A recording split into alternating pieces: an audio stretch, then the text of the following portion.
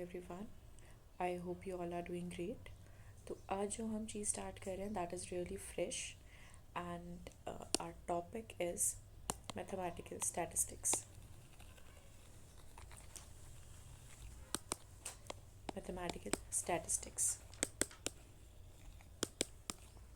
और इसमें जो हम कुछ टॉपिक्स कह लो या सब चैप्टर्स कह लो वो पढ़ेंगे।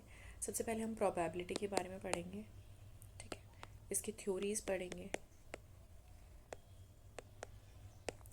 और इसी में हमारे पास एक बहुत इंपॉर्टेंट बेस थ्योरम आती है, वो पढ़ेंगे। हालांकि इंपॉर्टेंट थ्योरम्स इसमें एडिशन थ्योरम और मल्टीप्लिकेशन थ्योरम भी हैं, लेकिन बेस थ्योरम काफ़ी इंपॉर्टेंट है इसमें एक, ठीक है।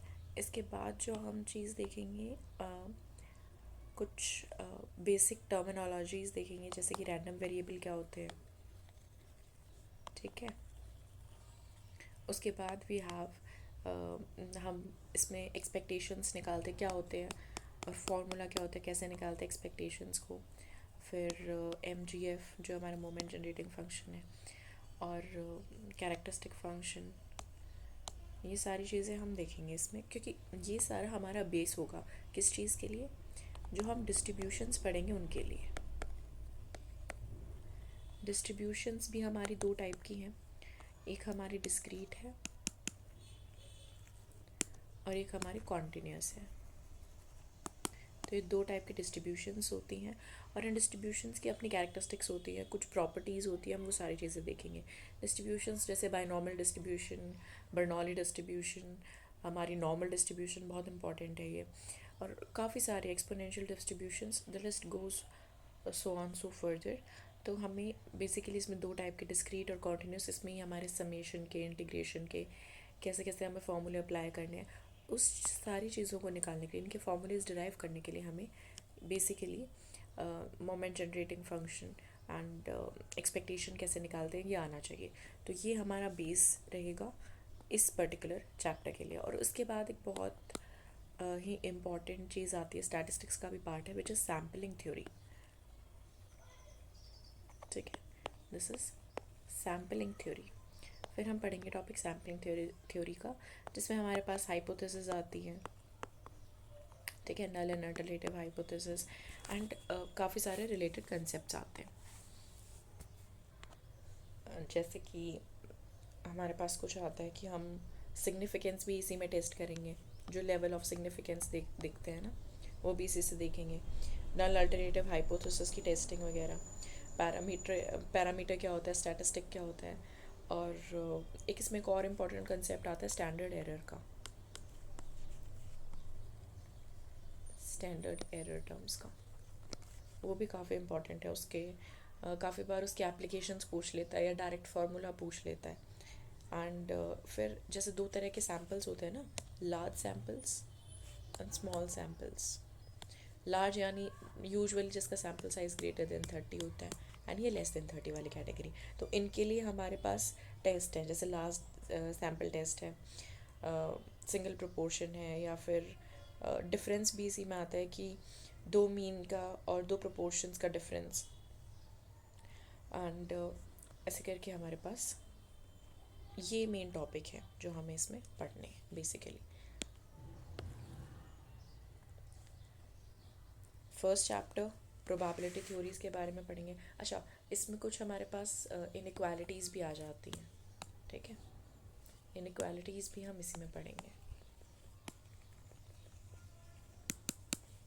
इनइक्वालिटीज़ जैसे कि बुलेज इनइक्वालिटी हम इसी में पढ़ने वाले हैं। इसके साथ साथ इसमें कुछ थ्योरम्स भी है, जैसे मल्टीप्लिकेशन थ्योरम, एडिशन थ्योरम, और इसी में एक कंसेप्ट और आता है हमारे पास इंडिपेंडेंसी का। ये डेफिनेशंस करेंगे तब आ जाएगा इंडिपेंडेंट इवेंट्स का, टाइप्स ऑफ इवेंट्स भी देखेंगे हम। और एंड पहले तो थ्योरीज में हम तीन टाइप की जो हमारी डेफिनेशंस आती है, तीन वो दे रखे हैं। एक्सियोमेटिक अप्रोच होती है जो, या स्टैटिस्टिकल अप्रोच है, मैथमेटिकल प्रोबेबिलिटी, इन सब की डेफिनेशंस आती है पहले। डिटर्मिनिस्टिक प्रोबेबिलिटी, प्रेडिक्टेबल प्रोबेबिलिटी, मतलब जो टाइप्स हैं इनके डिपेंडिंग अपॉन हमारे आउटकम्स क्या होते हैं हम क्लासीफाई कर लेते हैं डिटर्मिनिस्टिक और प्रेडिक्टेबल में। देन हमारे पास प्रोबेबिलिटी कैसे कैलकुलेट करते हैं, होती क्या है प्रोबेबिलिटी की कुछ थ्योरम्स, फिर इनइक्वालिटी जैसे कि बूलेज इनइक्वालिटी है, और फिर आते हैं हमारे पास इसी में आता है कंडीशनल प्रोबेबिलिटी का कंसेप्ट। कंडीशनल प्रोबेबिलिटी ये भी काफ़ी इंपॉर्टेंट कंसेप्ट है, जब आएगा then I teach this.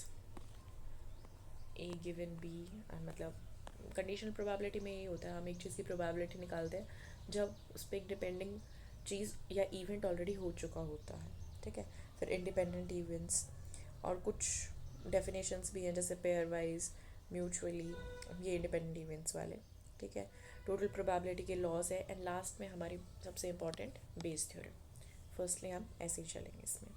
Then second जो चैप्टर है हमारा, जो हमारा बेस है थर्ड चैप्टर के लिए, तो सेकंड चैप्टर में हम डेफिनेशंस पढ़ेंगे रैंडम वेरिएबल्स की, उनकी कुछ प्रॉपर्टीज़ देखेंगे, डिस्क्रीट कॉन्टिन्यूस रैंडम वेरिएबल्स पहले डिफाइन करेंगे, और उन्हीं के कॉरस्पॉन्डिंग हमारे पास प्रोबेबिलिटी मास फंक्शंस या प्रोबेबिलिटी डेंसिटी फंक्शंस पीडीएफ और पीएमएफ आते हैं, ठीक है।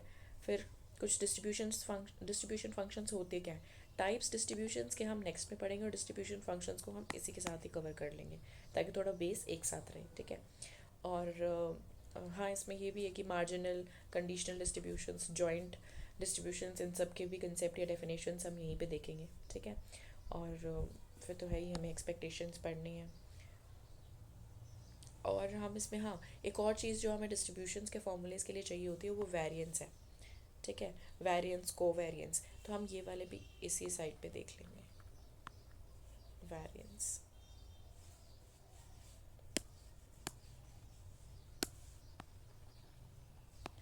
Variance and covariance.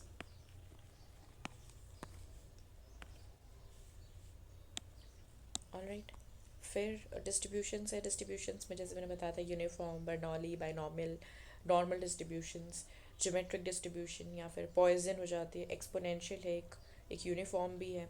काफ़ी सारी डिस्ट्रीब्यूशंस हैं जो हम डिस्क्रीट और कॉन्टीन्यूस की अलग अलग टाइप्स हैं, हम अलग अलग उन्हें पढ़ेंगे। फिर लास्ट में अपनी सैम्पलिंग थ्योरी है जिसमें हमें हाइपोथेसिस वगैरह पढ़ने हैं, सैम्पल साइजेस पहले तो उन्हें समझना है, और एक standard error, then we have level of significance, और काफ़ी सारी डेफिनेशंस हैं इसमें जैसे कि सिंपल या कॉम्पोजिट हाइपोथेसिस, और पैरामीटर या फिर स्टैटिस्टिक की डेफिनेशन जो पूछ लेते हैं एग्ज़ाम में।